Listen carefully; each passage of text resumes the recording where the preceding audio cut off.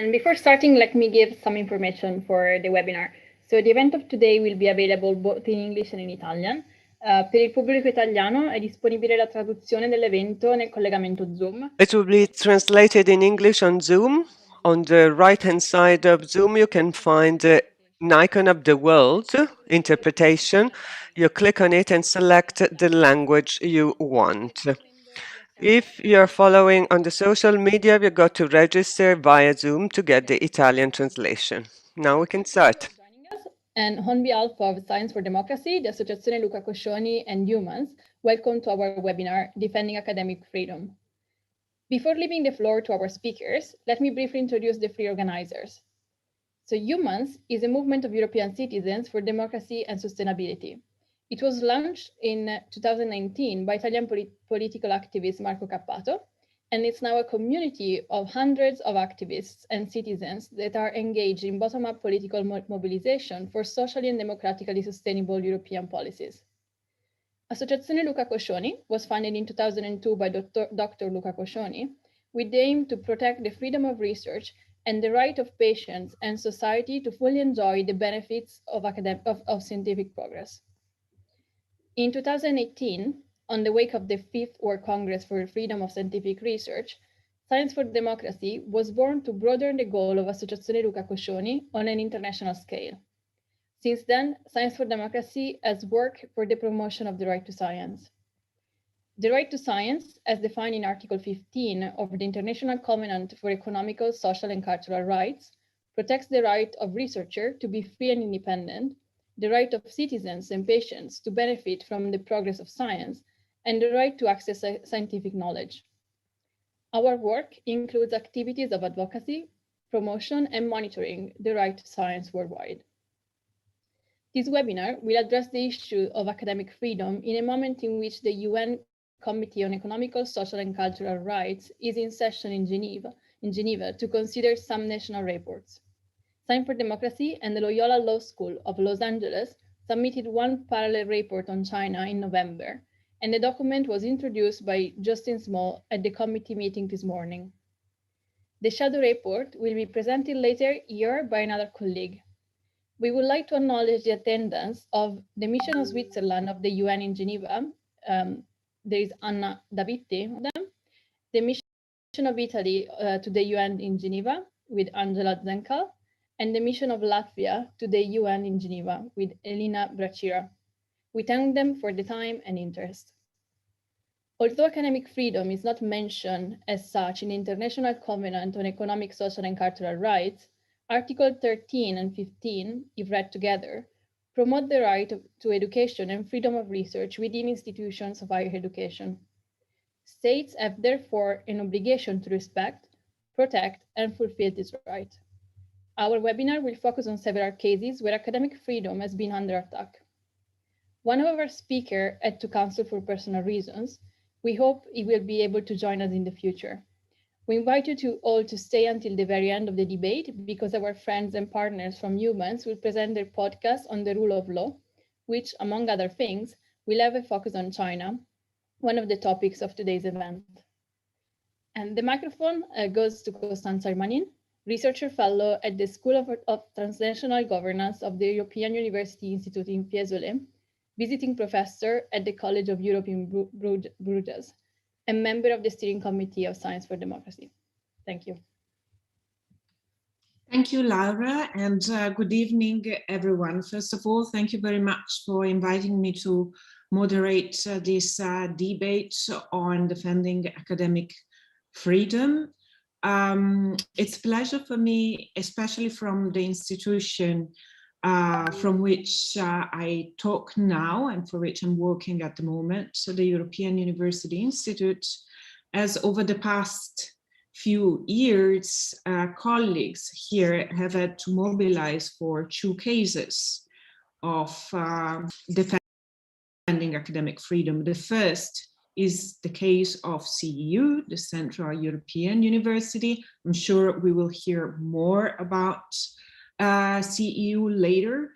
And the second is the case of a former colleague, Wojciech Sadurski, who was prosecuted in Poland recently for expressing some strong opinions vis-a-vis its own government. So especially because of that, it's a pleasure to join the activities of Science for Democracy, Associazione Luca Coscioni, and Humans on this.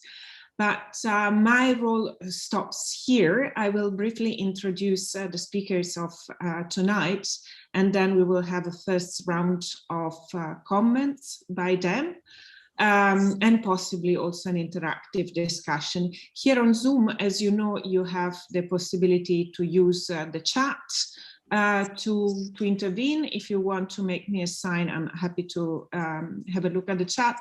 And there is also a Q&A function, which is very useful normally because people you ask questions to can also reply there. So I invite otherwise people to use them.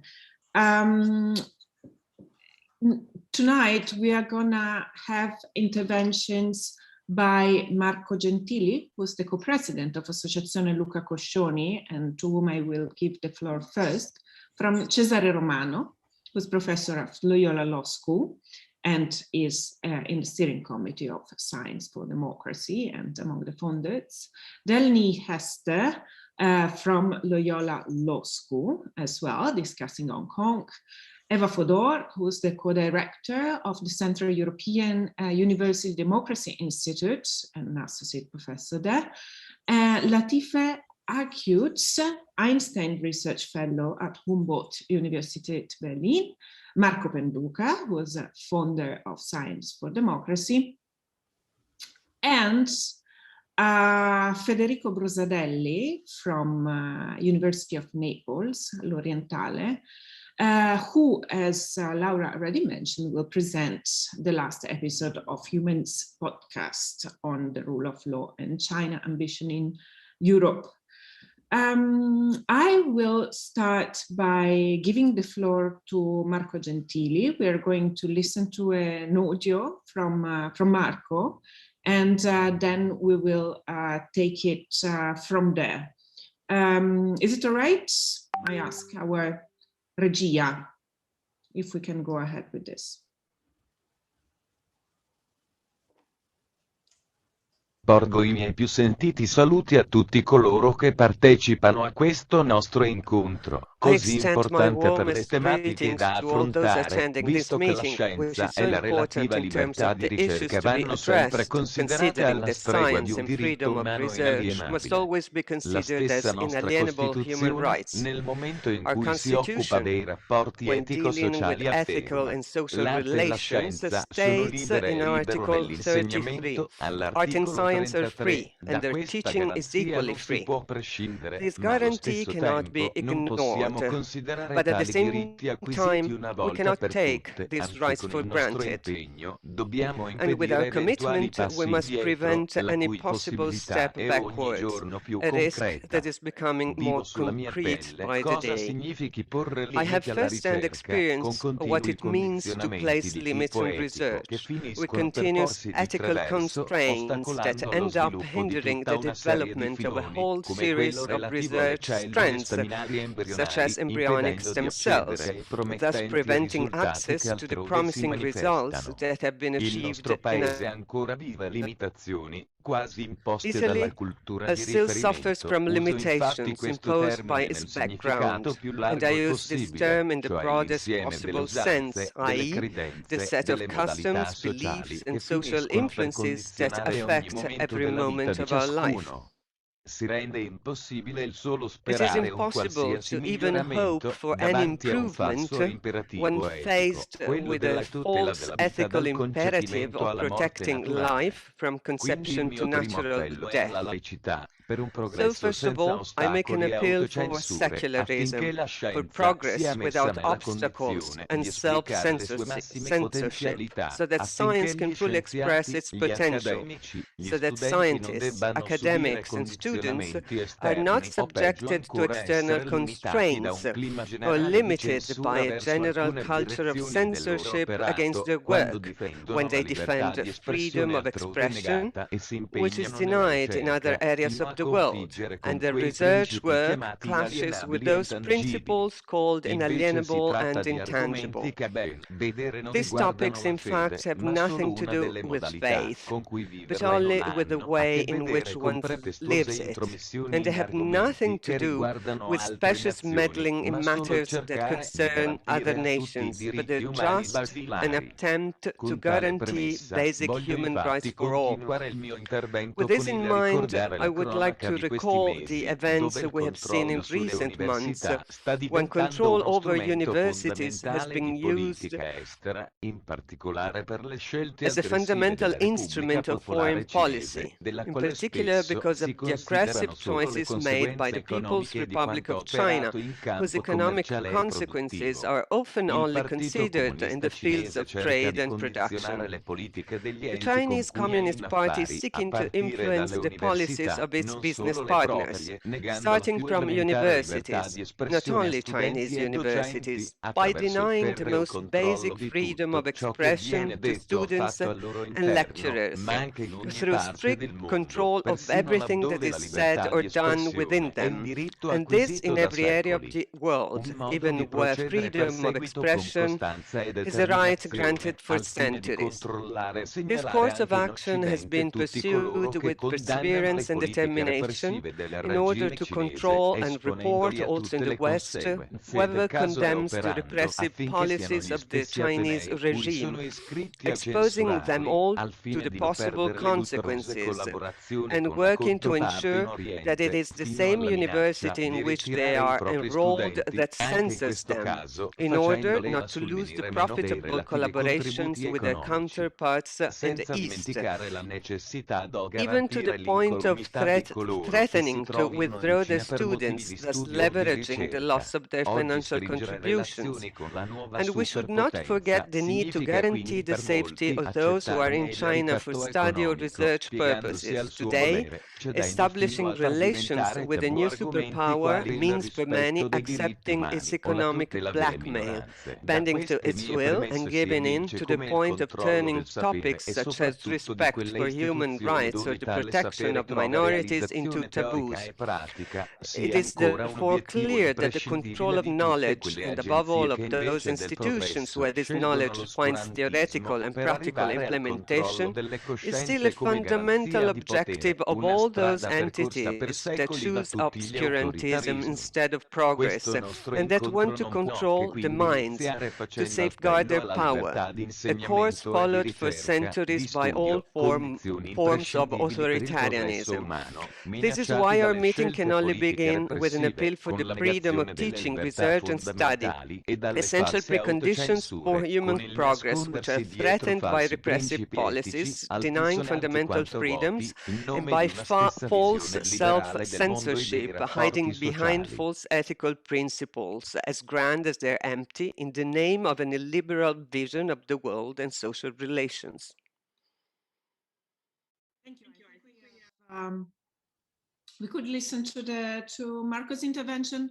We apologize for the Italian version, which was a little bit more difficult to listen to, but hopefully you could switch to English. And thanks, Marco, for the introduction to our discussion. I would like to give the floor second to another one of the founders and steering committee members of Science for Democracy, Cesare Romano. Cesare is a professor of law. I already mentioned it at the Loyola Law School in Los Angeles, LA. I think he has been supervising the parallel reports that Laura mentioned already, which was presented this morning on Hong Kong and academic freedom. I have had the chance myself to work with several mainly American universities with law centers or legal clinics doing human rights activities and assisting courts or international human rights committees in assessing the human rights performance of certain states or in specific cases. The activity that was done with this parallel report is very interesting from my point of view, because the clinics I've been working with have been focusing on gender discrimination, race discrimination, statelessness, and other rights that are more typical here. Is, I don't know if it is the first time, but it's certainly very original to and specific to Science for Democracy to treat and to report on academic freedom and the right to science as a human rights. So Cesare, I will give you the floor for, I would say, maximum of 10 minutes and ideally 7 to keep the bulk going and have a second turn as well. Thank you. Thank you, Costanza. Good evening, everyone, or good morning if you are in California, as I am. So I've been asked to start by giving you a little bit of more data or information about the normative content of the right to academic freedom. And let me start from the end. So there's no doubt that academic freedom is an international protected human right. But what are the documents that protect it? Well, the right as such is not spelled out in as many words in any international human rights treaty but one. And the only exception is the Charter of the Fundamental Rights of the European Union, which at Article 13 says that academic freedom is guaranteed. If you want to look for the right to academic freedom in the major international human rights treaties, you have to think of the right to academic freedom as a mosaic that is made of several pieces. And what are these pieces? Well, in the Covenant on Civil and Political Rights, you need to look at the freedom of movement, which is very important for academics, which is protected in Article 12, the right to privacy and honor, and not being subject to slander, which is protected in Article 17, the freedom of thought, which is Article 18, the right to hold opinions, which is Article 19.1, the right to express your opinions, which is Article 19.2, and the freedom of association, which is Article 27. This was the Covenant on Civil and Political Rights. Then you go to the Covenant on Economic, Social, and Cultural Rights, which is the one that is being discussed today at the United Nations. And you will look at Article 13, which is the right to education, and Article 15, which is the right to benefit from progress in science and technology. So altogether, these pieces make up the mosaic that is the so-called right to academic freedom. Then you can find the same, also all these articles and all these rights, they're echoed in the Universal Declaration of Human Rights. And because you see all the pieces, the components of the right to academic freedom, repeated in Universal Declaration of Human Rights, we can possibly say that the right to academic freedom is a universal human right that everyone has in any country, independently from the fact that have or have not ratified either the two covenants. The rights or the component of the rights are also to be found in the various regional human rights regimes. We find them in the Americas, we find them in Africa, we find them in the Arab countries, we find them in Southeast Asia, and we find them, of course, also in Europe, both in the European Convention of Human Rights, which repeats several of these rights that I already mentioned, and as I said earlier, in the Charter of Fundamental Rights of the European Union. And then the right to academic freedom also in national constitutions. Yesterday, while I was preparing for this, I took a look and I found the right to academic freedom listed in 122 constitutions of the world out of 190 states. Indeed, the oldest constitution, to mention it, is the famous Frankfurter Constitution of 1849, so just after the liberal revolutions of 1848, that protect Wissenschaftsfreiheit, so the freedom of knowledge and academic freedom. If you want to have a little bit more of guidance about what these articles means, then there are, I think, five fundamental documents that one should look at. And I think it's very relevant that all these documents have been adopted in the past 10 to 20 years. The first one is the Special Rapporteur on Freedom of Expression and Opinion published a report in July 2020, so last year, that deals with the question of academic freedom and how the Covenant on Civil and Political Rights protect it. The second one to mention is the General Comment 25 by the Committee on Economic, Social and Cultural Rights that was issued in April 2020 that deals with the explanation of Article 15 of the Covenant on Economic, Social and Cultural Rights. Then always of the Committee on Economic, Social and Cultural Rights, there is General Comment 13 on right to education and General Comment 34 of the Human Rights Committee on freedom of expression. And finally, the last one that I need to be taken into account is the so-called Bonn Declaration of the Ministers of Research of the European Union, which was issued last October, which calls the attention of all member states of the European Union, but also other states that want to sign on to the importance to defend academic freedom.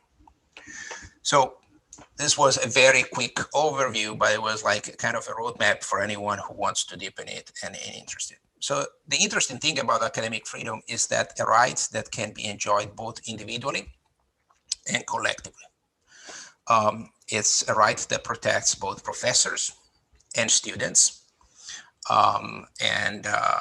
It's a right that protects both persons, students, professors, but also institutions. So the universities themselves or the academic institutions. And it's a right that requires, like every other human rights, the states to do essentially three things. They need to respect it, so they should not take any action directly themselves to violate it. They should protect it, so they should take steps to ensure that other private parties do not violate the right, and they need to fulfill. That means to say they need to create the conditions whereby the academic freedom can thrive and not be violated. I think I've stayed within my allocated time. Just I would say one last thing is that I am thrilled to say that academic freedom has now becoming a center of discussion. As we will hear from our colleagues today, it's unfortunately a right that is under threat and has been attacked in many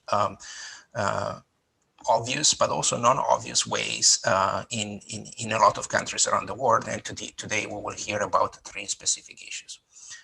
But because we are paying attention to the right to academic freedom, because we are talking about it, because the bodies that are in charge of supervising the implementation of the treaties where the right to academic freedom is contained are paying attention, are giving their time to explain what this right entails, are providing guidance to states, then we can say that the right to academic freedom is very much alive and thriving.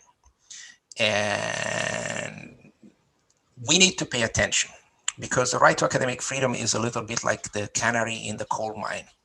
In countries where the right to academic freedom is under attack, it means that something bigger is going on, that democracy itself is under threat. Academics and students have always been at the forefront of social movements and in the new political thinking in the country. They are the ones that are the first one to get in the streets and demand for change. And therefore, they're also the first one that get attacked by those in power who want to maintain the status quo.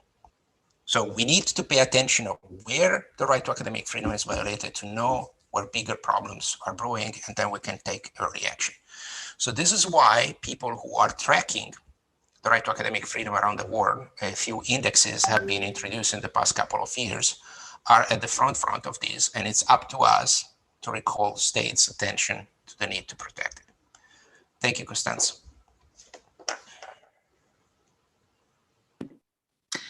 Thank you very much, Cesare, for this. Grazie Cesare per questa presentazione che è stata molto interessante. End of your intervention concerning the fact that when we see the right to academic freedom threatened is probably the sign of something bigger going on.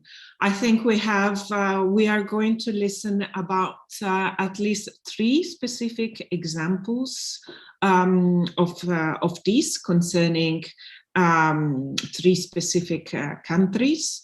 And I will start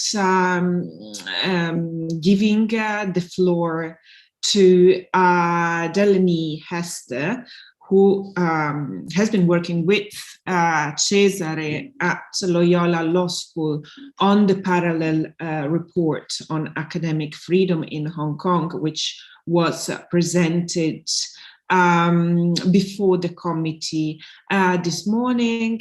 The request time-wise is the same. Delaney, please keep it within 10 minutes, ideally to even less. Okay, thank you very much. The floor is yours. Okay, will do. I am going to start sharing my screen. Give me 1 second.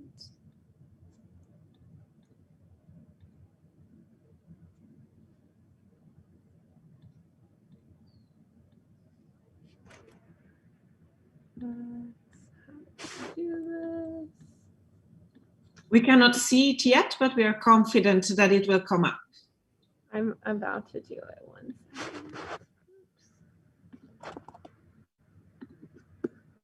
And in the meantime, if there are specific questions, I think that the Q&A function should be open to all the participants who are on Zoom. All right. Okay.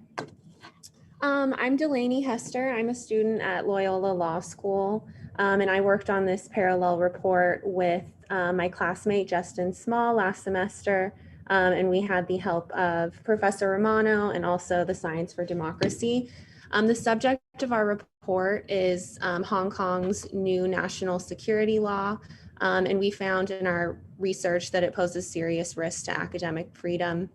China ratified the International Covenant on Economic, Social, and Cultural Rights in 2001 and declared it applicable in Hong Kong as well. As a result, both states are obligated to follow this commitment and uphold and protect academic freedom. We found that this law poses threats in 2 major ways. The first is that it violates academic institutions' right to autonomy, which is a precondition to academic freedom. Academics and students are often expressing views through their research or in a personal capacity that threaten the state and or private actors. And institutions should remain autonomous and free from influence by these other parties in order to allow academics to continue expressing these ideas. And one example of how this autonomy has been reduced, and one that we've seen in the context of this national security law, is through external interference in the selection, appointment, and dismissal of leadership within academic institutions. We've also noticed that this law has the effect of chilling academic expression. As written, the law is quite broad and fails to define the precise conduct that leads to a violation. As a result, academics and students alike are afraid to express views that might lead to a violation. The law imposes life imprisonment, so it's not worth the risk. And this is exactly when we need academics and citizens engaging in public debate and discourse, putting pressure on the state, and as well as the international community to do more. And China has a background on eroding academic freedom within its own borders. In 2014, Professor Ilham Tohti was arrested, tried, and sentenced to life for expressing his views on issues facing the ethnic Uyghur community. And Professor Yang Shozeng was fired for criticizing the central government's economic policy. And there are countless other examples of professors who are punished for expressing views that are critical of the central government. In recent years, though, China has been exerting more influence over academic freedom within Hong Kong. The Global Public Policy Institute cited Hong Kong as one of 10 countries in the world showing a statistically significant deterioration of academic freedom within the last 5 years. And one way China's been able to do this is through influencing the chief executive. The chief executive of Hong Kong is the chancellor of Hong Kong's government-funded universities. And while this is mostly a ceremonial role, the chancellor is able to appoint members to the University Council at the University of Hong Kong.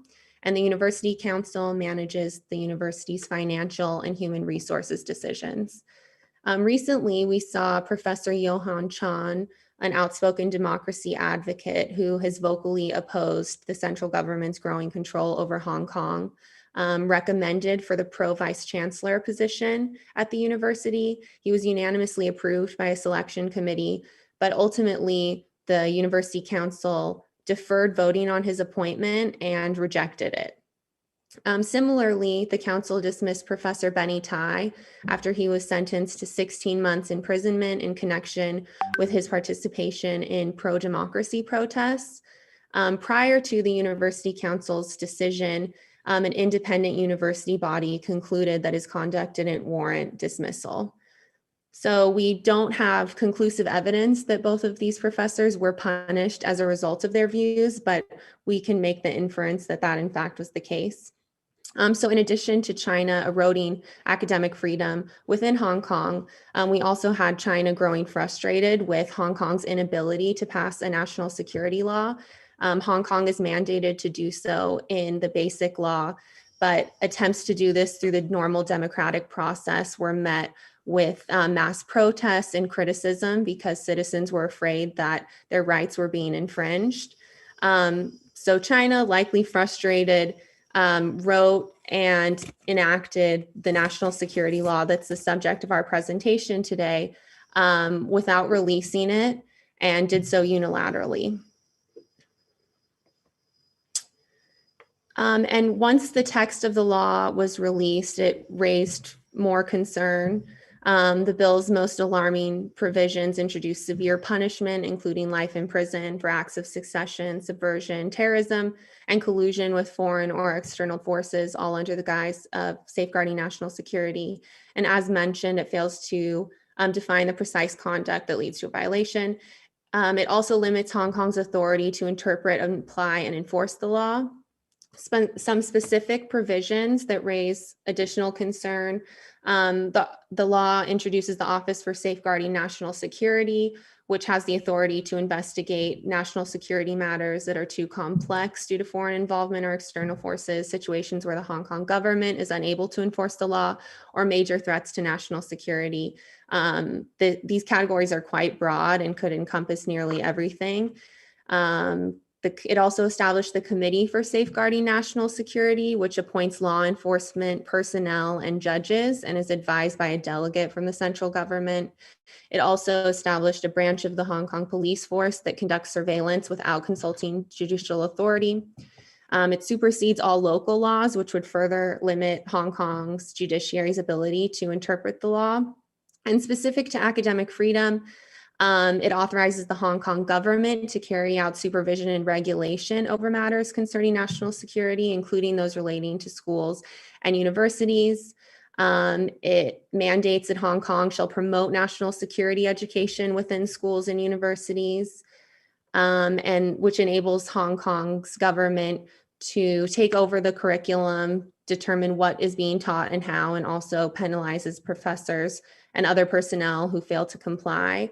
It names the chief executive as the head of the Department of Safeguarding National Security, and also establishes extraterritorial jurisdiction, which asserts that the law applies to conduct that takes place outside of Hong Kong, committed by persons who are not from Hong Kong or China. And since we submitted our report, we've seen more examples of how this law is being applied and enforced. As of March 2nd, 2021, so just last week, Hong Kong has made over 100 arrests. And we saw 47 opposition activists, including Benny Tai, charged with conspiracy to commit subversion for taking part in an unofficial primary election. These 47 activists face life in prison if found guilty. And Hong Kong recently unveiled new guidelines for lower level students, which aim to develop a sense of belonging and a sense of responsibility for safeguarding national security. These guidelines cut the time for liberal studies in half, which is a course that nurtures critical thinking. And officials have said that the new curriculum should teach facts, but should not ask students to analyze them. And Hong Kong's education minister asserted last week that Hong Kong University's curriculum must reflect this new law by next semester, and that universities should be prepared to help prevent and suppress acts that could violate the law. Schools were told to call police over grave or emergency situations, such as pupils staging protests, forming human chains, or displaying separatist slogans on campus. We find this super concerning because schools are being forced to prioritize their legal obligations under the law over protecting students and faculty and upholding the right to academic freedom. We saw Chinese University cut ties with its 12-member student union after citing concerns that the group's manifesto and public comments breached the law. The school asked the cabinet to register as an independent body and to assume its own legal responsibility going forward. And additionally, the first defendant awaiting trial will not receive a jury. So ultimately, this law violates both China and Hong Kong's commitments under international law. Both nations are obligated to uphold the covenant of economic, social, and cultural rights, including the right to academic freedom. And while the law acknowledges this obligation, the provisions do nothing to uphold the principles contained in the covenant. We asked the state delegation to hold China accountable for what happens in Hong Kong under the guise of national security, and argue that students and professors should be left alone and that academic institutions should be given back their autonomy as mandated by the covenant.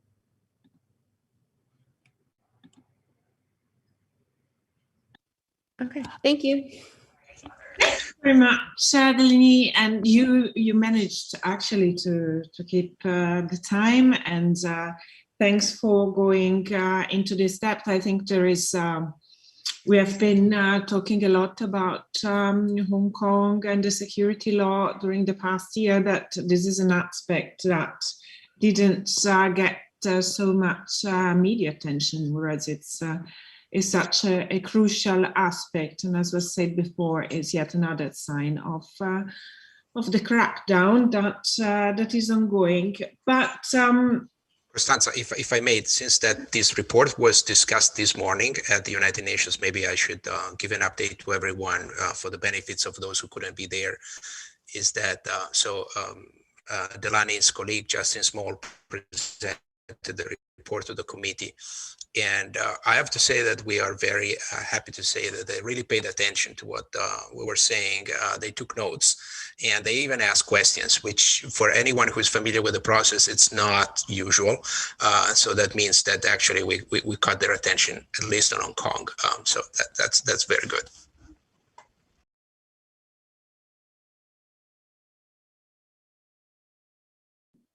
Indeed, this is very good to hear. Thanks, Cesare, for the updates, and hopefully those who have missed our participants tonight will be able to check the report, which is available online from the website of Science for Democracy. We move from Southeast Asia back to closer to closer to home, Europe, and with the next speaker, whose name is Eva Fedor. Thanks, Eva, for being here. We move to Central European University, which is a case in itself, an academic institution that had to move from one place to another in recent years. Eva is at CU. She works on issues that are very close to my heart, like gender studies, human rights, and migration. I'm very happy to be able to interview. And I think that maybe the case of CU has been the one recently that has come more to the forefront of the attention of the media, to the least in Europe. But it's very nice for us to have a direct testimony of this. And obviously, you're very welcome also to comment further on the introduction that Cesare said, and on the mission of Science for Democracy, which we all hope you can join from now on. Eva, the floor is yours. Thank you, and thank you for inviting me. Good evening, everybody. It is really a great pleasure and an honor to be here and to be able to talk to you about my university. I can't agree more with Dr. Romano about the point that he made about the connection between academic freedom and other types of, and the violation of other types of freedoms. And I think CEU and the story that I will tell you is a good example. So the Central European University is in Hungary, and I need to give you some background because in the past 10 years, Hungary has been one of the most spectacular examples of democratic backsliding within the European Union. And the EU has attempted to sanction Hungary a number of times, and in fact sanctioned, or at least fined Hungary a number of times for violating principles of the rule of law and various other basic civil rights issues. But none of these changed the course of the government. But one such instance when the country went straight against the will of the principles and the ideas of the European Union was the case of the Central European University. And I will just now tell you the story and tell you what happened. And I'm happy to share, I'll give you the broad outline, and I'm happy to share more details. I was at that time one of the pro-rectors of CEU, which is sort of the dean of the faculty. So I was thrust in the position of being involved in CEU Spite on a daily basis. So I have plenty of information. I just don't want to bore you with all the details. So CEU, Central European University, is a small college and a small sort of US accredited graduate school. We were accredited both in the United States and in Hungary, and teaching mostly social sciences in Budapest.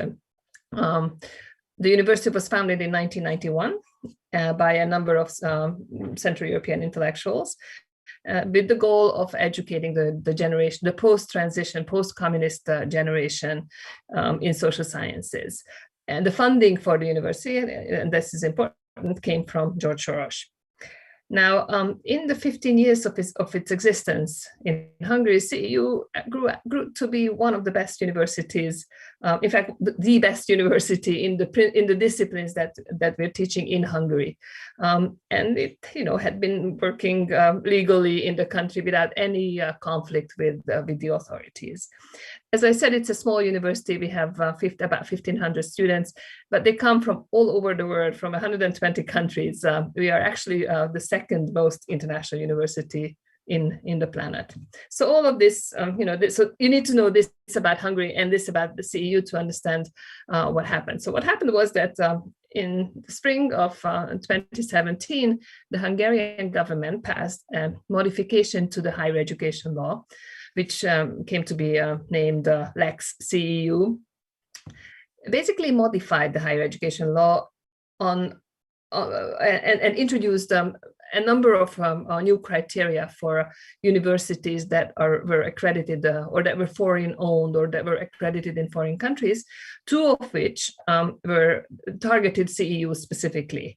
And those two were one, the new modification said that universities functioning in Hungary, foreign universities functioning in Hungary, needed a federal level or a national level agreement between the foreign country where they were accredited and Hungary. That was one.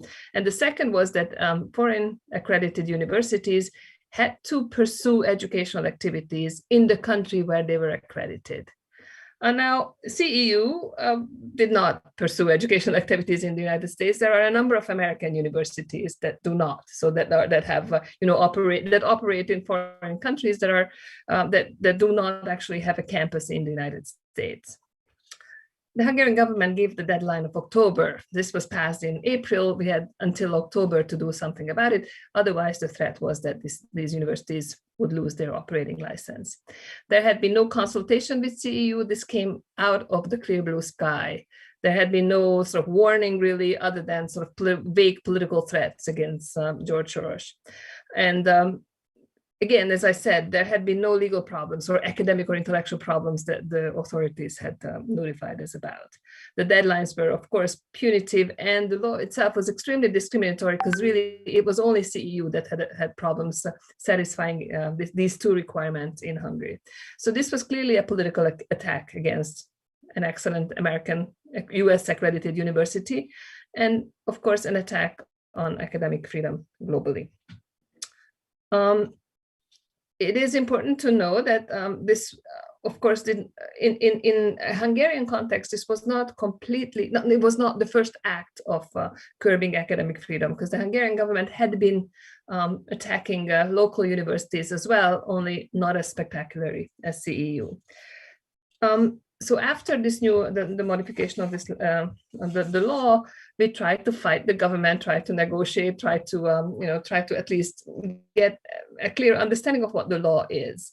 A huge international support campaign followed, and we received support, and the Hungarian government received letters from over 650 universities and a variety of professional associations. So there was quite a lot of support for CEU, Nobel Prize winners, the US State Department, etc. In fact, the European Commission also started infringement procedures against Hungary. Hungary responded, this whole process started and went on and on and on and on. And eventually the case went to the European Court of Justice. And I'll come back to this. In the meantime, it was very clear that if we wanted to keep CEU functioning, then we needed to try at least and satisfy these two requirements. So we did, because CEU had a long-term collaboration with Bard College. We actually started an education MA program jointly with Bard in the United States. So we and which then was accredited as such by the American authorities, and the Hungarian authorities were notified. So we thought that we had satisfied this criterion. In fact, the Hungarian authorities themselves had said that we had satisfied this criterion. The second criterion was to have an agreement, an international agreement between Hungary and, in our case, the state of New York, where CEU was accredited. So we helped negotiate this agreement with the governor of New York, who was very keen on signing this agreement. And the Hungarian, and so there was negotiation between the Hungarian government and the governance of the state of New York. And this agreement was produced on paper. Very similar agreements were signed with other states in the United States, which had universities operating in Hungary. But the Hungarian government simply refused to sign the CEU's agreement. And that was the end of the story. So basically, with that, CEU could not satisfy the requirements of the new law, because we did not have this agreement, because the Hungarian government refused to sign the agreement. So essentially, the government forced CEU to leave the country, did not allow CEU to operate according to the new regulations that it passed. Now, my university is fortunate because we're a private college, a private school, a private university with a significant endowment. And that endowment allowed us to move to Vienna. So to leave Hungary and move to Vienna. So last year, we moved all our educational activities in Vienna. We have beautiful, beautiful buildings in Budapest, where right now we're operating a Democracy Institute, a research institute of which I am now one of the co-directors. The reasons are manifold. First of all, we want to utilize the buildings, and we want to research democracy, because I think it's really important. It's particularly important to do in Budapest. And also we want to make sure that something about CEU remains in Budapest. So CEU will survive, in fact, will thrive in Vienna, but it is important that Hungary has employed political persecution to force other universities to give up a great deal of their autonomy. It is, in fact, the government is, in fact, in the process of changing the governance structure of a number of Hungarian universities, and appointing government, so pro-government people to basically manage the universities instead of the senates or instead of the university, the autonomous university leadership. In the midst of all this, the Hungarian government also, for example, banned the gender studies MA programs in Hungary. And even though there had been 2 Hungarian accredited MA programs, those could not function and cannot function any longer. Now, in terms of CU, there's one more sort of act to the story. The European Court of Justice finally, in the fall of 2020, made a decision and basically agreed that the Hungarian higher education law violated European principles, not so much the principle of academic freedom, because apparently this is something that states, the nations themselves have to regulate, but in other ways found invalidated this piece of legislation. But of course, this decision came about 2.5 years too late, and the Hungarian government has still not been forced to do anything about it. So the law is still in place. Technically, it's invalid, but the university had to leave already. There's no way back for us. So it has been a very shocking experience for all of us. Not only did we all have to move our lives to Vienna, but to witness the arbitrary persecution of a university for political reasons, and the fact that we were completely helpless. Neither the United States with the Trump presidency, so we didn't get much help from the United States with Trump at the helms, and neither did we get much. I mean, we got a lot of emotional and intellectual support from the European Union, but nothing that would actually have saved this university. And I think that's a huge problem, and that is something that we need to keep in mind. Thank you. Thank you, Eva, for this report. Although it is a very sad story, it is important to make it as known as possible. Some years ago, we mobilized with pins in support of CU, but the international network of scholars doing this wasn't powerful enough to provoke any change. By the way, mentioning this, I also remind everybody that there is a network of academic institutions, a network called Scholars at Risk that you can Google and find, which covers some hundreds higher education institutions in a number of countries, which is interesting to join, so that these cases can be reported, and hopefully something can be done around this. Now, CU probably also suffered the Soros syndrome in Hungary and was a target. And was a target for this. This said, also the judges, NGOs, and asylum seekers were targets of similar laws at the same time. And unfortunately, the Court of Justice of the EU was just as powerless as in the case of academic freedom. So it's a further point that needs to be kept in mind while we try to construct a federal European Union which can ensure the respect of fundamental rights. But going always close to the EU, I would like to switch our attention to Turkey and to give the floor to another person, Latife Akiuts, who herself has been, just as in the case of Eva, forced to move away. I mean, to leave not her country. Eva didn't have to leave her university because the university moved, whereas in the case of Latife Akiuts, it's also a case of moving away from Dutch University, which I think is not far from Istanbul. And I would like to give her the floor to tell us a little bit of this experience. And I was just noting that also Latife is a scholar working on gender and migration issues. So the cohort is large here. And I'm happy that you are also so sensitive to this kind of issues.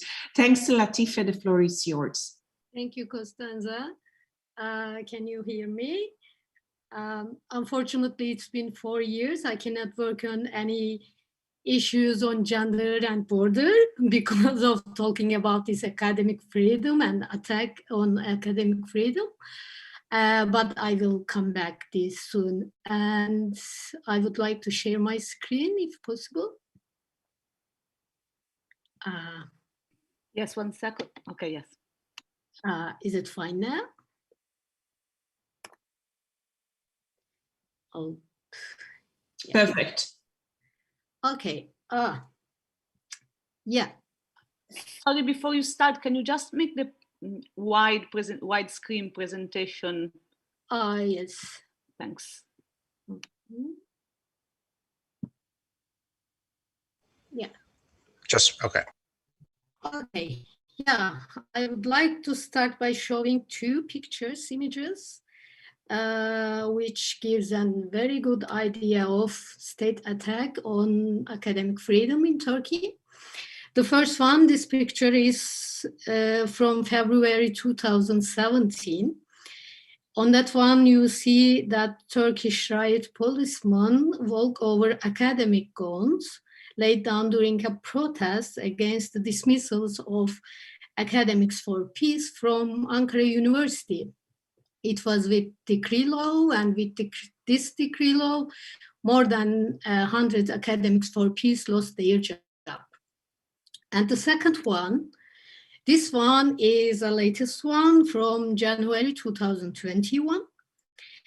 In that one, it's from Boğaziçi University. The police attacked and tear gassed Boğaziçi University students and handcuffed the gates of the university to prevent students from entering their own campus. Those students were protesting appointment of the rector directly by President Erdogan. Actually, these 2 pictures have become a symbol of attack on academic freedom and academia in Turkey during the last 5 years.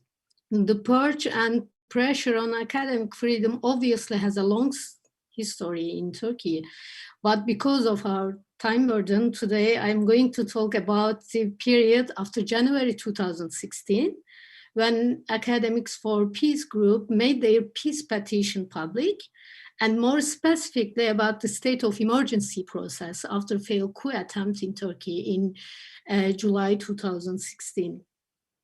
Let me briefly explain who Academics for Peace group are and why we have targeted and punished so harshly by our own state.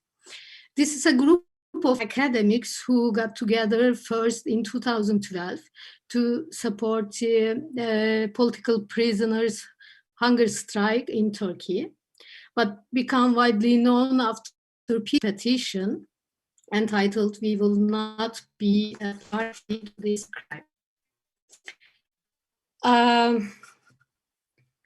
Our declaration, this is from our press meeting in 2016, January 11th. What we said in that petition and why they attacked us so harshly, it's because this declaration aimed to urge Turkish state to stop the human rights violation in Kurdish provinces, mainly caused by curfews, which affected thousands of civilians. And we asked the state to start the peace process again and immediately for a peaceful resolution. This petition signed by 2,212 academics and researchers from 89 universities of Turkey and also received international support. Hundreds of non-Turkish citizen academics and intellectuals signed this petition. On January 12, one day later, after making our petition public, the President Erdogan made a speech, public statement, on the peace petition, and he called us, the signatories of this petition, as so-called academics, dark brains, colonialists, traitors, and he stated that no one who is against the unity of the country can serve as a public officer. And those traitors, here us, should be punished as soon as possible. After that speech, all over the country, public prosecutors immediately took legal action, starting investigations with criminal charges based on the accusation of making terrorist propaganda, which means 1.5 years of imprisonment.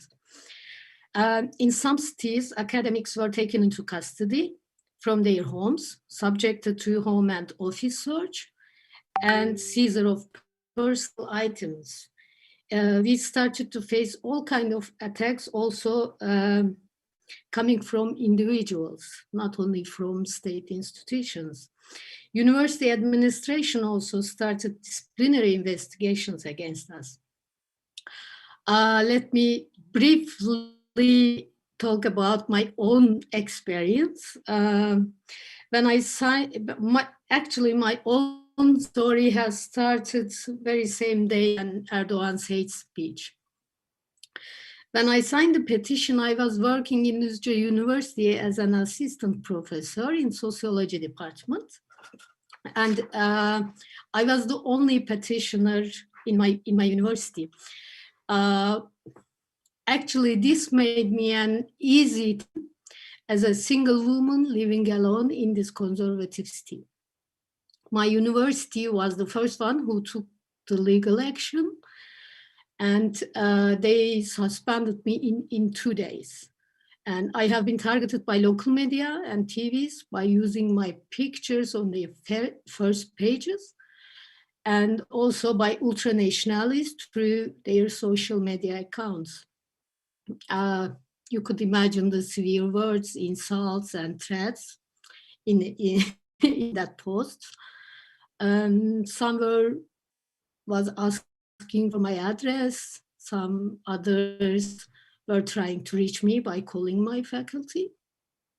And I had a home and office search by the police. And then the local prosecutor put an arrest warrant. And then I was detained and then released with a travel ban. It was not safe at all to stay in that small city. I was total target of ultranationalists. And it took 3.5 days. I had to left my cat behind and all my belongings behind, and I moved to Istanbul. But this is my personal story, but lots of my friends, my colleagues went through the same processes. This was the only beginning of the purge, actually. After failed military coup d'etat, it was only the attempt, actually, become a catalyst for another much broader attack on academic freedom in Turkey. After this failed attempt, AKP government declared state of emergency, and similar to what every authoritarian state does, first targeted academics, journalists, politicians, actors, writers, directors, shortly intellectuals who produce oppositional art and critical information. Let me give some numbers. Since then, 8 colleagues of us, Academics for Peace, were imprisoned in different time periods of for at least 40 days. 549 petitioners were dismissed or forced to resign or retire. 406 of them were dismissed with decree laws declared during this state of emergency. which means lifelong abandonment from the labor market through black civil services. It means passport canceling, denial of pension rights, and exclusion from the labor market through blacklisting of national insurance number. If you are in that list, it means you cannot work anywhere, not in a restaurant even. And we call that being civil death, actually. This is the actually most life-affecting results of this process. The petitioners have also been suspended from their academic life. After my dismissal with a decree law in October 2016, I got another travel ban, passport canceling, and I have to leave the country because there was no way to stay there and live there, actually survive there. And now I ended up in Germany and as an exile academics, let's say. It is a long story of exile academics, and now in Europe we are more than 200 academics for peace, as you imagine. And the saddest story is one of our dear colleague, Mehmet Fatih Tıraş, who discharged from Çukurova University and was not accepted by any other university, could not stand this injustice, and he committed suicide. And it's sometimes very difficult to talk about all these issues, but yeah. As I told at the very beginning of my speech, the history of Turkish universities regarding freedom of thought and expression has never been perfect, but this time the extent of suppression, which has begun with the petition and become systematic after the failed coup attempt, has enlarged so much that, and it has already gained its place in the history of Turkey and also academia all over the world. Please interrupt me if I exceed my time, because there is a lot to say about Turkey. You have a couple of minutes left, but it's really interesting. So please finish your intervention. Okay. During the state of emergency, for example, AKP government used these decree laws as a tool, and more than 15 universities have been shut down, and more than 7,800 academics lost their position in the universities.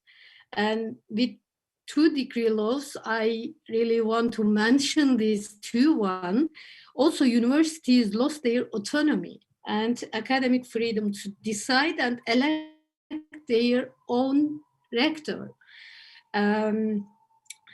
From now on, it will be appointed by President of Erdogan Republic, but let's say Erdogan. What is happening in Boğaziçi University currently, it's the most obvious outcomes of these decisions and implementations of these new regulations. And if there is any question, I can give some more details in Q&A section. But considering academic freedom and quality of academic works, those decisions, after that, those decisions, the institution of higher education in Turkey do not only lose their autonomy, but also the quality of teaching, researching, and learning. The universities lose their qualified academics by these dismissals, for example, resignation and retirement. And the repression is felt both not only in private universities, also public universities. And the universities rector act as dictators and helped the government to dismiss academics from universities, for example. They even begin to control the papers to see whether they include of the current government and its actions, let's say. And all these pressures, penalizings, controls on academic works at first step have caused decrease of the quality of higher education, decrease of critical thinking on the grounds of the and self-censorship, decrease in the number of academic publications and projects, and also disappearance of competence as the principal criteria for academic career. And we know that this pressure against academics for peace and against academia has its own local conditions in Turkey, but we also know that it corresponds to the general rise of right populist policies and anti-intellectualism worldwide. And the experiences of Academics for Peace group are not consequences of just one single state's anti-democratic politics, rather a long-standing story of precarization and neoliberal politics of the world system. And therefore, we need to discuss all these things in academia all over the world, and we need to take an action together. That's why international solidarity and taking international actions is the life-saving for us as an academics. Thank you. Thank you. Thanks, Latife, for this call and for flagging Academics for Peace. I think we all need to be well aware of the existence of the networks like Scholars at Risk, but also Science for Democracy. I think is a good candidate to represent a network of people and academics who care about academic freedom, the quality of education, as you were saying, and the human rights to science.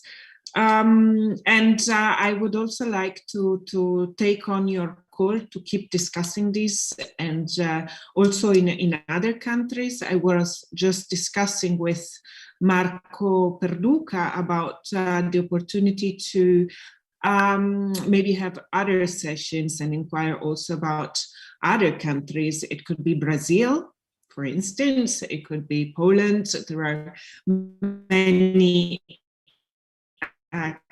countries in the world of which we could discuss, unfortunately. Having said this, let me pass the conduction of this of the workshop to Marco Perduca himself, who's a founder and the main animator of Science for Democracy. He will moderate the Q&A session. Thanks, Marco. So as I just worked in the chat, you can start asking questions there. Marco, please. Thank you, Costanza. Thank you all for all the speakers. We already have a question, but before getting into the question, I'll ask Federico perhaps to wait until the round of answers to make his presentation. I am very happy to not only to have heard what we've heard, even if they're all sad stories, because I've spoken at the Ankara University, at the CEU University in Budapest, and I've been to Hong Kong. I haven't spoken at their university, but I was there during the Umbrella Movement week of October 2014. And the major chunk of those that were taken to the streets were students, sometimes from junior high, but certainly high school and university, and they were the backbone of the pro-democracy movement. On top of the national security law, as you might have read a couple of days ago, also the electoral system has gone under major counter reforms. So what was at the center of the mobilization 7-8 years ago for universal suffrage is now becoming a real problem in other situations. And what Cesare said, that you start in a little part of human experience, which in this case is academic freedom. And then you see little by little democracy becoming the victim of other activities, and what has been happening both in Hungary and Turkey to a certain effect are unfortunately following the same path. Well, we have a first question from Arianna Pilastro, and then I will ask also Giulia Perrone to check if elsewhere there's other question being asked. This is, I was wondering if Eva Fedor can briefly comment on the ECJ judgment about CEU of last October. I think she would, but perhaps not everybody was already with us. Which do you think will be the followings or the follow-up to that decision? And this, I think, is also a question that I would like to ask to Latifes, because if Hungary has at least had a decision taken by a jurisdiction on some aspect, even if not necessarily concerning freedom of academic freedom, the Turkish students and academia have taken to the streets with very original ways of non-violence resistance against what the government and the president, I would say, most of all, have done against themselves. And then perhaps if Cesare also has additional ideas on how, on top of going before the United Nations, as thanks to him, the Loyola Law School in Los Angeles and Science for Democracy have done this morning, there are other ideas to pursue free academic freedom in jurisdiction or quasi-jurisdiction. But first, Eva, thank you. Thank you, and thank you for the question. Unfortunately, this decision really came way too late for CEU. CEU has moved because it could not admit new students in Budapest. So we moved to Vienna. University now is functioning in Vienna. And this piece of legislation really only impacted and specifically targeted CEU. So there is no other university to whom this decision makes any difference whatsoever. So CEU is not in a position to fight for the actual implementation of or a response from the Hungarian government, and no other university are likely to do that either. So basically, what will be the impact of the ECJ decision? I don't know. Nothing has been this. This was decided in the fall, and nothing has happened since. The Hungarian government has not made a move, and it might take another 2 or 3 years for various commissions or committees in the European Union bureaucracy to come after the Hungarian government. But by then, this will make no difference whatsoever. So I'm actually quite skeptical about the usefulness or sort of the usefulness of this process and the support that this process could provide to people in to countries who could or universities who may find themselves in similar situation later. If I may add another follow-up question to this, which will also be valid for Latife, what is the popular attitude towards this governmental decision? Was everybody taking the side of the independent university being punished, or there was a 50-50 split among political party line? We didn't poll the popular opinion. This is a small university, and it really impacted a very small number of people. But certainly it impacted Hungarian intellectuals, because CEU was one of the important intellectual forces, and we have a library that's the largest social science library in the region, not only in Hungary, which is also, again, is also moving to Vienna. So for a variety, and CEU organized events and had courses, etc., that were of interest to Hungarian academics. So we got a lot of support from Hungarian academics, Hungarian intellectuals. There was a large-ish protest in Budapest, large for Hungary. About 80,000 people protested in one weekend in the streets of Budapest, demanding that the president of the republic does not sign the law into effect. He did. And then there were a few other smaller protests.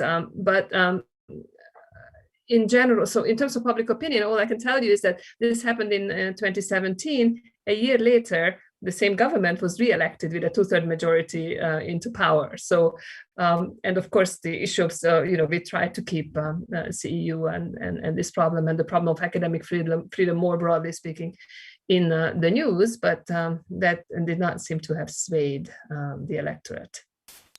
Well, we know that both Hungary and Turkey have a very complicated electoral system where you may win in big cities and lose the general election in the countryside or in the periphery of the country. And so that's another subject for another webinar, but I guess no, there was at least some debate, and 80,000 people is a lot of people in a small countries like Hungary. Latifa. Yeah. Our case was a bit different than the Central European University case because the Academics for Peace was talking about peace and directly involving in the politics, which is the most conflicted one in Turkey, let's say, because the government punished us that harshly because as an academics, as an prestigious, as an academics who has a prestige in the society, was talking about the Kurdish problem.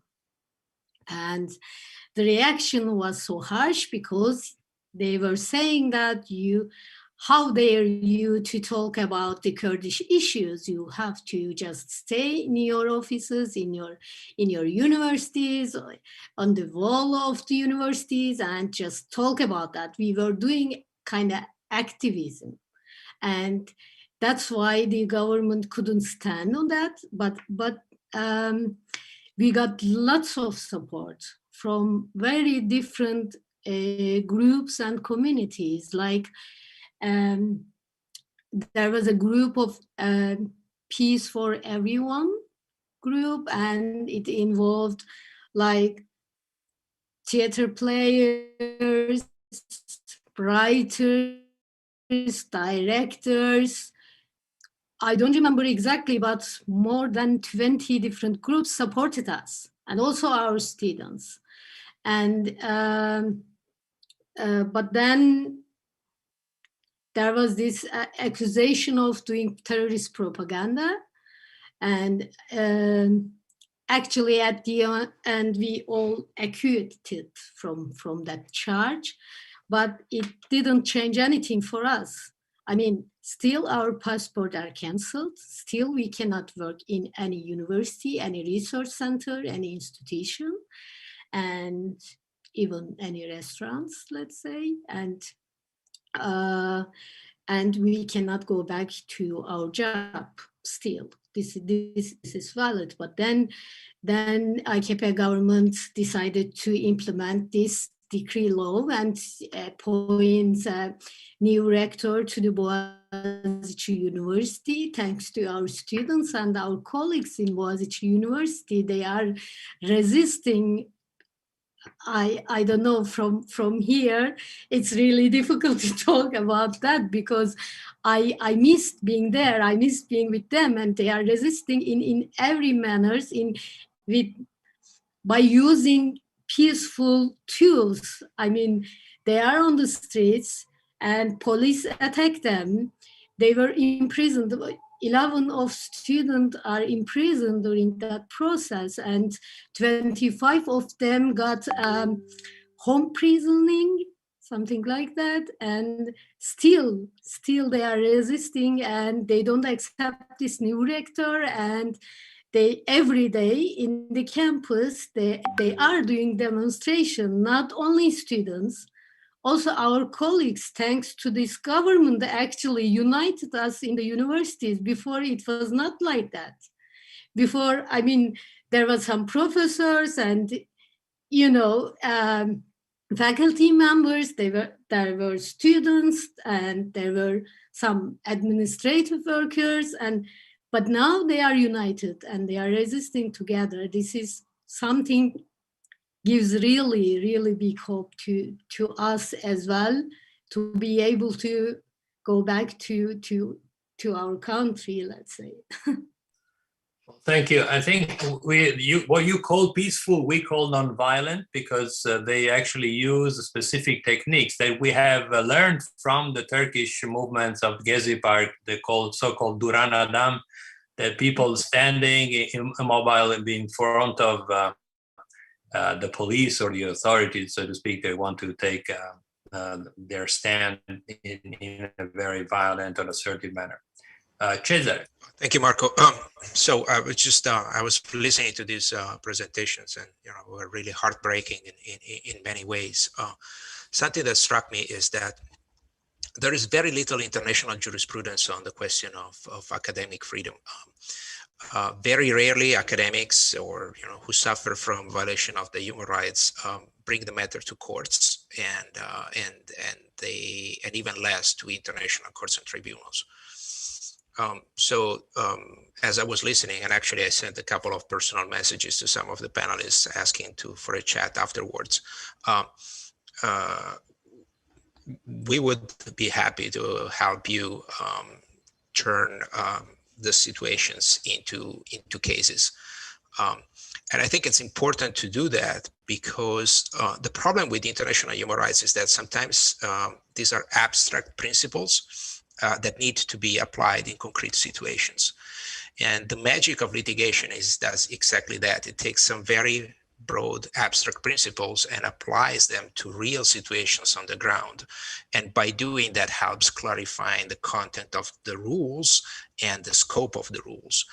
But also by doing that, it creates an echo effect that helps reinforcing the rules, right? And then perpetuating them and bringing them forward, because it creates new cases that can be cited later on in support of the existence of the rules. So there is both a personal reason for doing that in order to find justice, so to speak, but there's also a very important public dimension to that that is somehow still missing. And to the extent that is possible, I encourage everyone to start thinking in terms of litigation. And to the extent that is possible, we will be happy to help you with that. Sorry. There's another court that could be called into action, and that also has jurisdiction over Turkey, the European Court of Human Rights. Of course, there's in the specific case of Turkey, I was thinking about two possible avenues. One is the European Court of Human Rights, of course. The second one is Turkey has ratified the optional protocol to the Covenant on Civil and Political Rights on Individual Communications. So that would be the Human Rights Committee. In the case of Hungary, that would be, of course, the European Court of Human Rights. There would be also the possibility of optional protocols. So there's a number of possibilities there. Then, of course, there are technical requirements. They're different from each and every one, but it's something. Thank you. Whenever please go ahead. Considering European Court of Human Rights, actually, we took some of the cases to there. And let me explain what happened in state of emergency and after this decree law. It was not only the academics, also lots of civil servants, more than 200,000 civil servants lost their job. And some of them took their cases to European Court of Human Rights, but they rejected. I mean, I know at least two files rejected by this court because they were saying that you have to finish all the internal process in Turkey and then you can come here. But there is a trick there. Turkish government during the state of emergency, they founded a new institution, let's say, State of Emergency Commission, let's say, who has supposed to be take care of all these files and our files who dismiss with decree laws and then finish the process. And then it's a mediator actually, but they don't work. It's been more than 4 years. They don't do any work. They don't take care of any cases, any files. And when we go to court, European Court of Human Rights, they say that you have to go through this commission first to finish the internal process. This is the problem in our cases, because they're afraid of having more than 200,000 of files in their courts. That's the problem, actually. Thank you. There's another question that has been Maria Jose Ruiz Alvarez is asking, if I understand it correctly, how governments can exercise the sort of a power of control. And I think this is a question on Turkey, because Turkey is part of some European funded research programs, and perhaps the European countries can put pressure from what they do on Turkey in order to change their policies. Now, if one were to learn from the Hungarian experience, one would say that there's not much action taking place on some topics, but I am sure that also the group of students or academics from Turkey have tried to reach out to other European colleagues and perhaps also the European institutions. I don't know how many how much European money is being invested in research or in joint program within the EU and Turkey. But if there's anything has been done along those lines to try and ask the European institution to put pressure on Turkey, could you let us know? I don't know the exact amount of money, but I know quite a lot. And but the problem is when we try to ask for example, academic boycott, our European colleagues and institutions rejected that.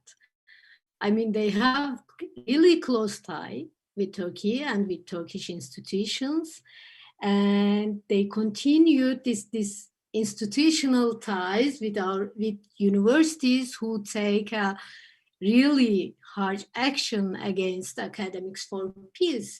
But okay, of course, there is some other institutions just protest the universities and didn't want to do any academic events and conferences in Turkey, but they didn't clearly stated that we are, for example, we don't want to do our conference in Turkey because of this situation. They just said we have a security problem and that's why we are not doing this year, and we just canceled. The problem is but this doesn't affect our government at all. I mean, any pressure, any statement from the European institution. But still, it's really important for our colleagues who are still in Turkey and who cannot leave the country.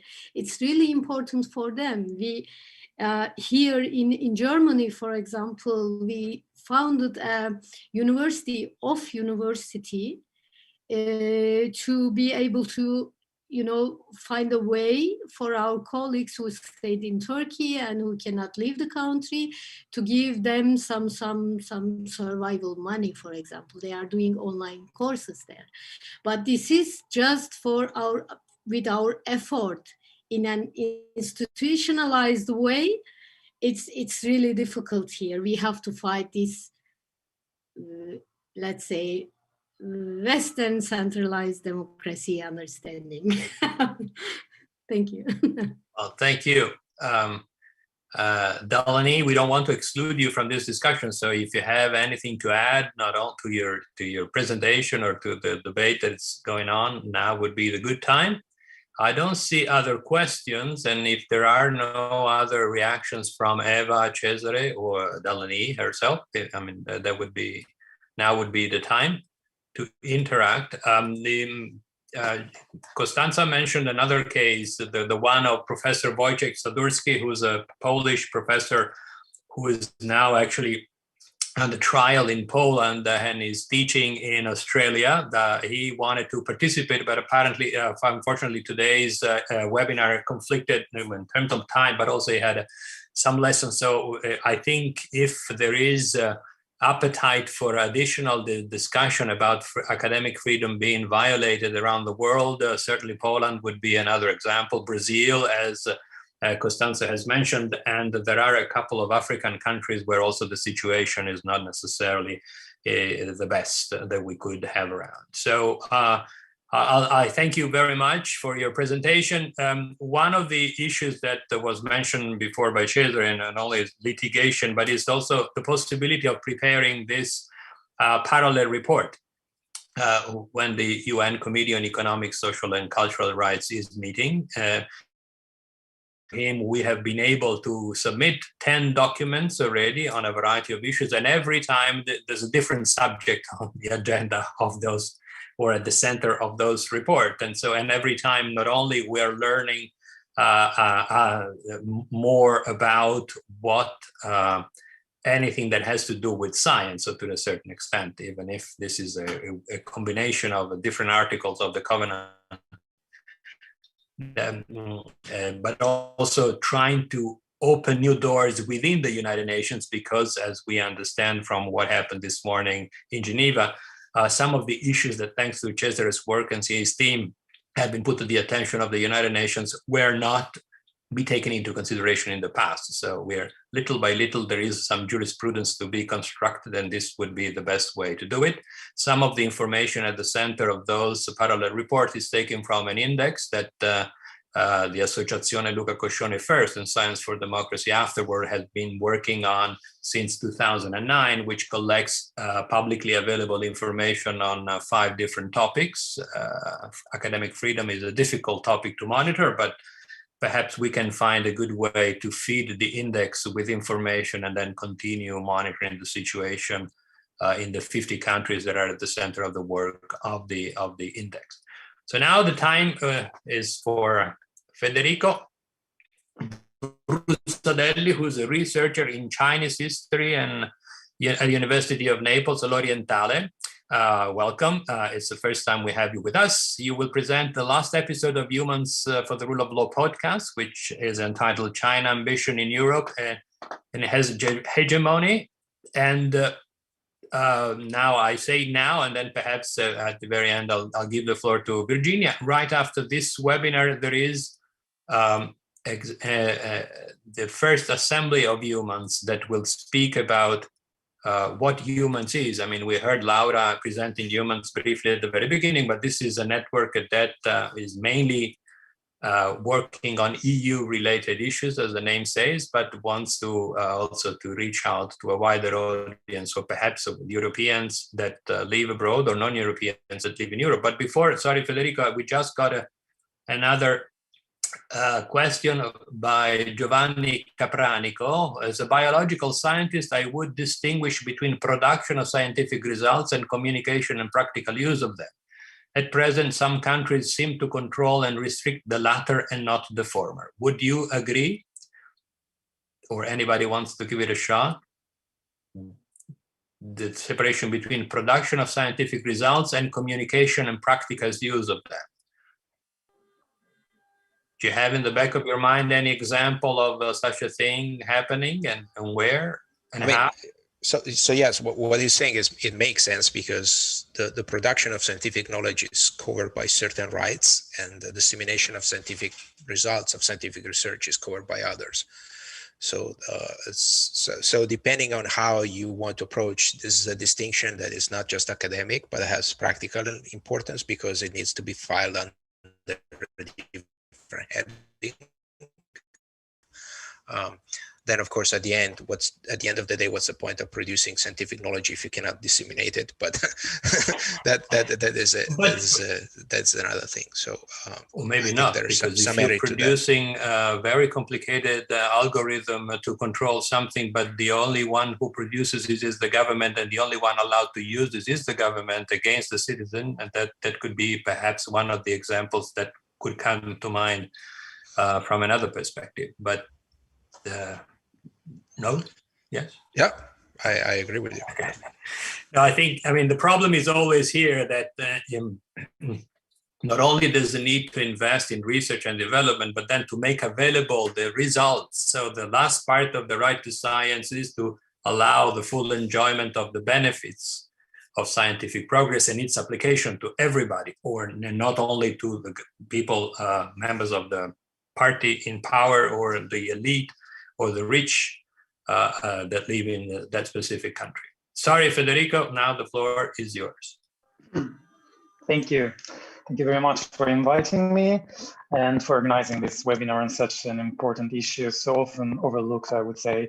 I will basically just provide you with a teaser of the podcast that we have realized together with Simona Bonfante and Octavian Lazer, and I would like to thank them once again for involving me, for inviting me in that podcast. The main topic of the podcast was Xi Jinping's China and his view of the rule of law or rule by law.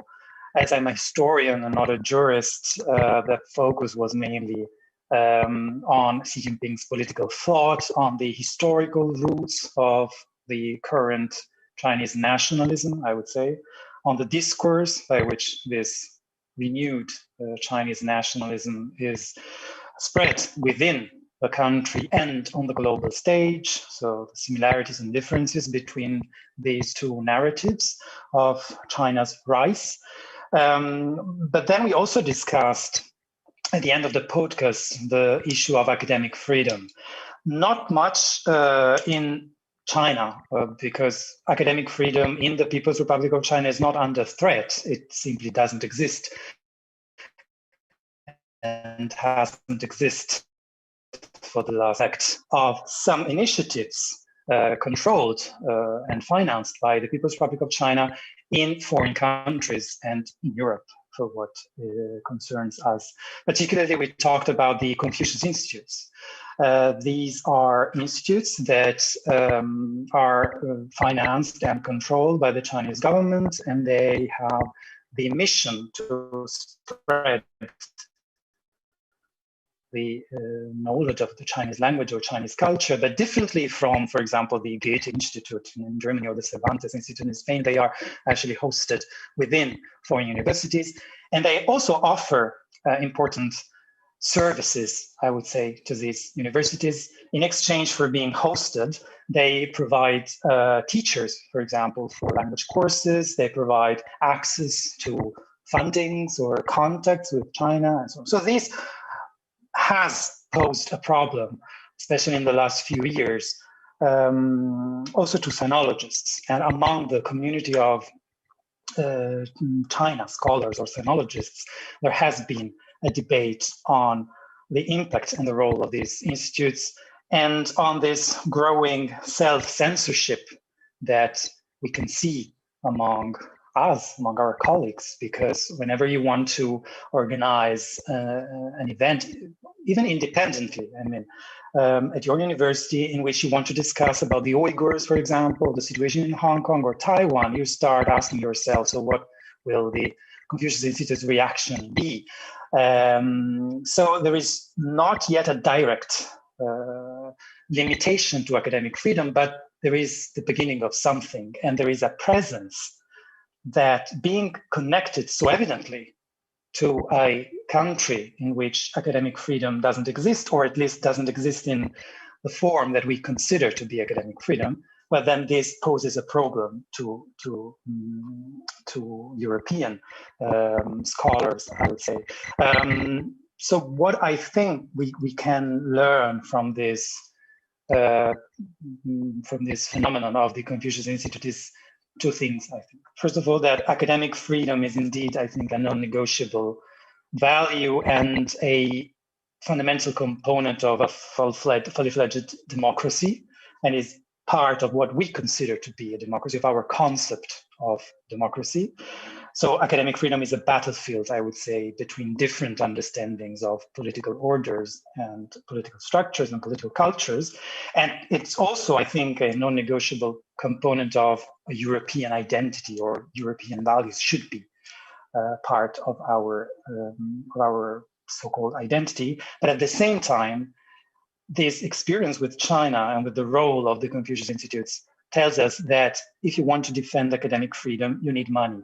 You need to fund universities, because especially at the moment in which those who threaten academic freedom have plenty of money, it becomes more and more difficult to resist and to protect these values. As Professor Fedor said in her intervention, the CEU was saved by the large endowment that they had, that they could move from Budapest to Wien because they had money. It's very simple.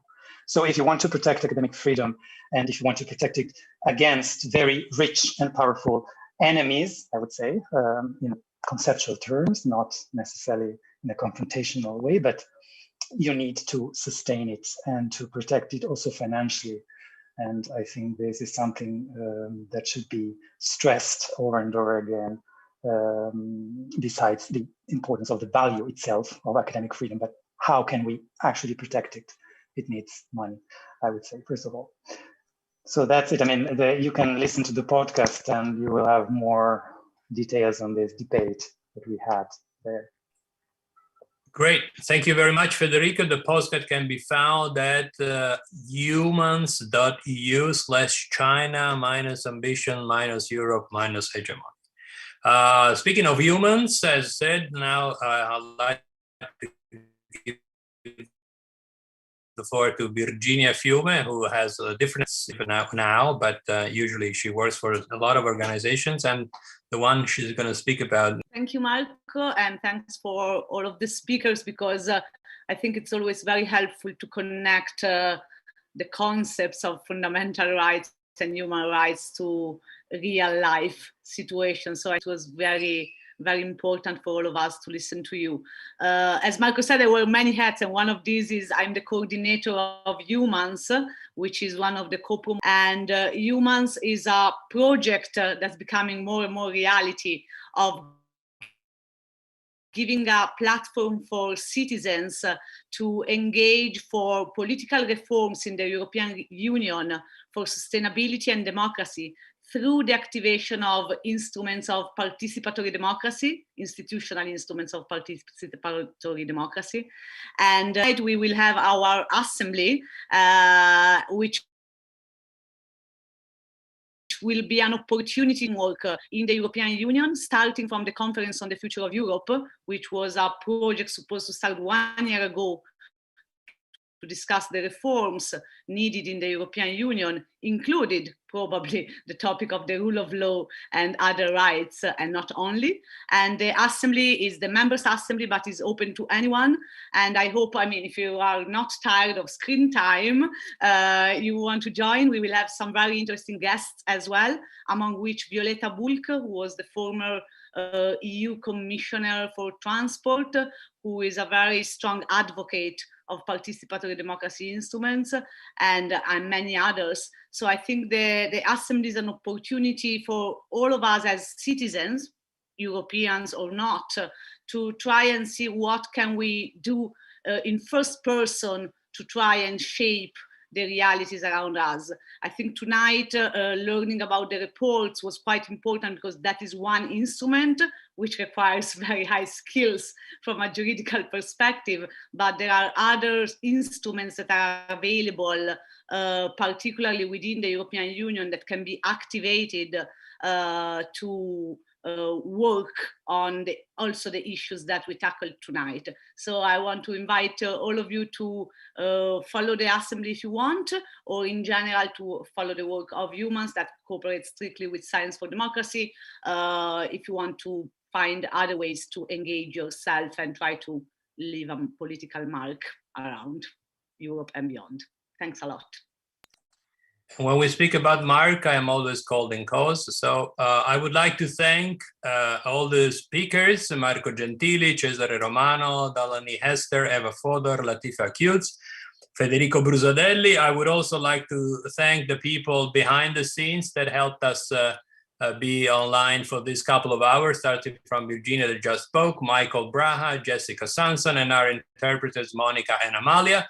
This was a new topic for Science for Democracy, and I would like to thank again Cesare for his work. It wasn't too much science-oriented, but we had at some point over 90 people with us, so I think it's interesting also for our community. And we hope that soon there's going to be another opportunity to address other issues and perhaps have a follow-up to support the work that Latifa and his friends and colleagues are doing, her friends and colleagues are doing in Turkey, and what the CEU is doing by itself, but certainly with other legal means, or perhaps to share the good news of some interesting developments here and there around the world. Thank you once again to all. Goodbye. Enjoy the rest of the evening or the day if you're on the other side of the globe. Bye-bye.